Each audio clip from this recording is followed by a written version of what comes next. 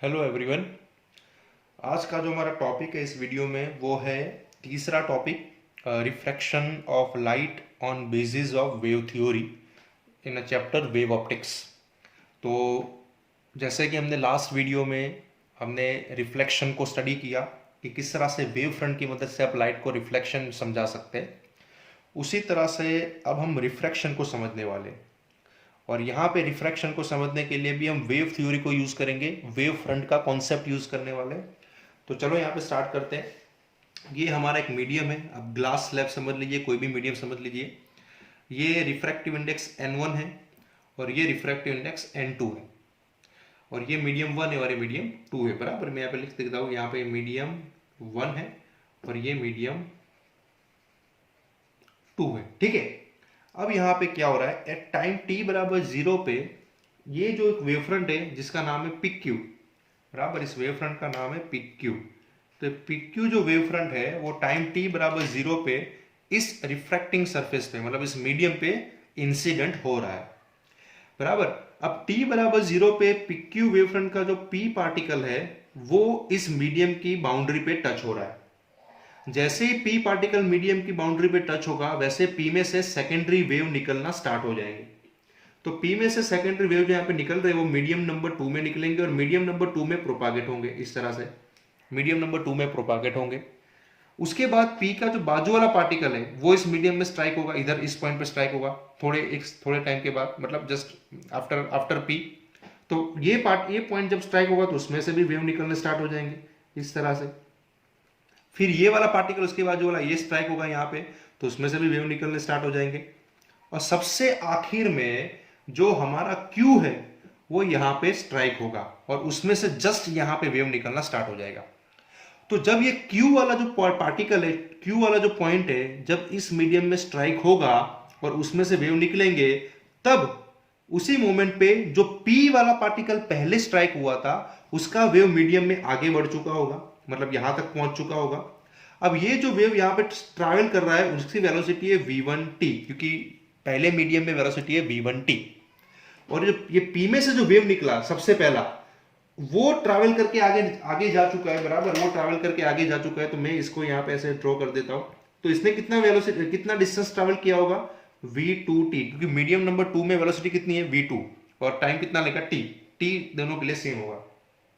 अब as per the Hughes principal ये सभी सेकेंडरी वेव्स, मतलब ये सेकेंडरी वेव्स जो हमने ड्रॉ किए, पी में से सेकेंडरी वेव निकला, फिर पी के बाजू वाले पार्टिकल में से सेकेंडरी वेव निकला, फिर उसके बाजू वाले पार्टिकल में से सेकेंडरी वेव निकला, और लास्ट में क्यू पॉइंट जस्ट टच हुआ और उसमें से सेकेंडरी वेव निकला। और क्यू का सेकेंडरी वेव अभी जस्ट एमिट हो रहा है, लेकिन क्यू का सेकेंडरी वेव जस्ट एमिट हुआ और पी का सेकेंडरी वेव उससे पहले स्ट्राइक हुआ था, तो वो मीडियम में आगे बढ़ चुका होगा। फिर उसके पीछे ये वेव चल रहा होगा, इसके वाले का वेव चल रहा होगा नंबर 1 का, फिर इसके पीछे नंबर 2 का वेव चल रहा होगा और लास्ट में क्यू का वेव चल रहा होगा। इस तरह से मीडियम में सभी सेकेंडरी वेव आगे बढ़ेंगे टन बाय टन, क्योंकि सभी पार्टिकल एक साथ स्ट्राइक नहीं हो रहे, टन बाय टन स्ट्राइक हो रहे। ठीक है, जैसे हमने रिफ्लेक्शन में भी पढ़ा था। तो as per the Huygens principal ये सभी सेकेंडरी वेव को टच होता हुआ अगर मैं एक टेंजेंट लाइन यहाँ पे ड्रॉ करता हूं, अगर मैं टेंजेंट लाइन यहाँ पे ड्रॉ करता हूं, बराबर, इस लाइन को समझिए, बराबर, ये जो टेंजेंट लाइन में यहाँ पे ड्रॉ करता हूं, तो ये जो है मुझे नया वेव फ्रंट मिलता है, इसका नाम दे देता हूं SR। ये जो वेव फ्रंट जो आपको अंदर की तरफ दिखाई दे रहा है, ये मुझे, इसको मैं बोलूंगा रिफ्रैक्टेड वेव फ्रंट।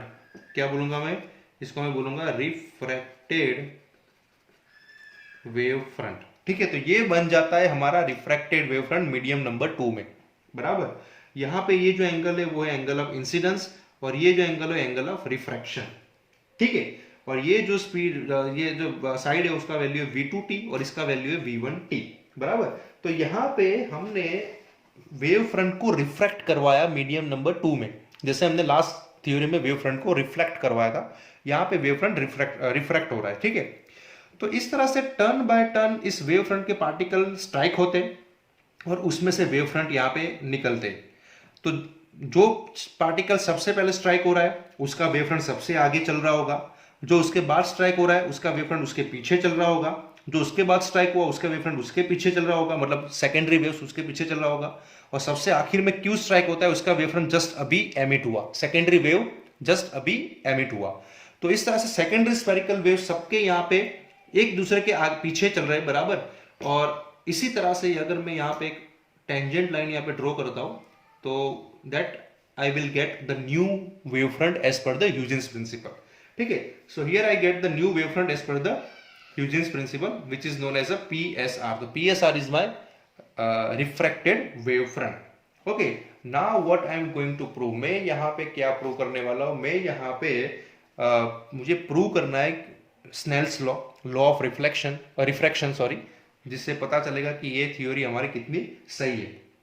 तो यहाँ पे हमने क्या करना है, तो हमें मैं सबसे पहले जो ट्राइंगल ले रहा हूँ वो ट्राइंगल है हमारा इंसिडेंट वेव फ्रंट।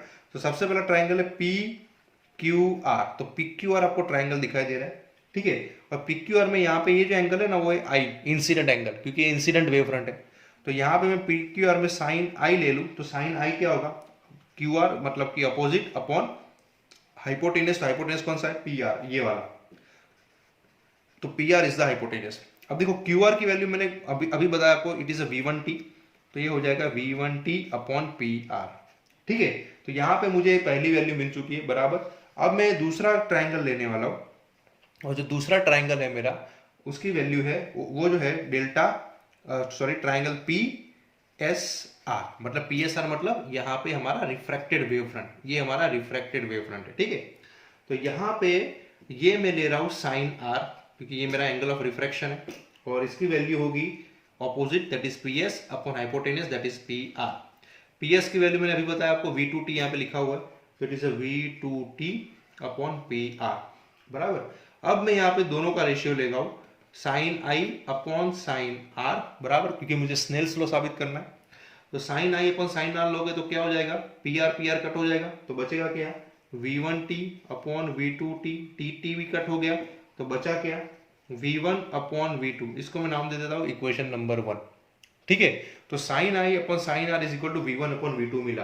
अब मैं यहाँ पे रिफ्रैक्शन, जो रिफ्रैक्टिव इंडेक्स का जो कॉन्सेप्ट है उसको हम यूज करते हैं कि यहाँ पे रे कहाँ पे रिफ्रैक्ट हुआ, मीडियम नंबर 2 में, और कहाँ से रहा था, मीडियम नंबर 1 से आ रहा था, ठीक है। तो यहाँ पे मैं रिफ्रैक्टिव इंडेक्स का फॉर्मूला लिख रहा हूँ कि N21, refractive index of 2 with respect to 1, उसको लिखा जाए तो कैसे लिखा जाए, N2 अपॉन N1 बराबर। और रिफ्रैक्टिव इंडेक्स की डेफिनेशन क्या है, यहाँ पे लिख देते हैं N बराबर C/V। मतलब N1 लिखना है तो मैं ऐसे लिखूंगा C/V1, और N2 लिखना है तो मैं ऐसे लिखूंगा C/V2। तो N1 की जगह पे C/V1 लिखते और N2 की जगह पे C/V2 लिखते तो C कट हो जाएगा, और तो मिलेगा क्या हमें, V1 अपॉन V2। तो ये मुझे रिलेशन मिल गया रिफ्रैक्टिव इंडेक्स और वेलोसिटी के बीच का। तो V1 अपॉन V2 की जगह पे मैं क्या लिख सकता हूँ, from equation number 1 N2 upon N1 बराबर। तो मैं ऐसे लिख देता हूँ, from equation 1 sine I upon sine R is equal to V1 upon V2, V1 upon V2, and V1 upon V2 की जगह पे क्या लिख सकते हैं, N2 अपॉन N1। ओके, तो अब मैं क्रॉस मल्टीप्लाई कर रहा हूँ यहाँ पे। तो क्रॉस मल्टीप्लाई करने से क्या मिलता है, N1 sin I is equal to N2 sin R. Here we have a Snell's law, friends. Here we have a Snell's law, which is a law of refraction. तो यहाँ पे भी हमने लॉ ऑफ रिफ्रैक्शन को साबित किया, और ये लॉ ऑफ रिफ्रैक्शन हमने साबित किया on the basis of wave theory, on the basis of concept of wave front, ठीक है। तो इस तरह से ह्यूजेंस ने रिफ्रैक्शन ऑफ लाइट को भी प्रूव किया वेव फ्रंट की थ्योरी से। ओके, तो ये हमें ध्यान से समझना है, ये दोनों चीजों को ध्यान से समझना है, एक रिफ्लेक्शन और रिफ्रैक्शन को। Thank you.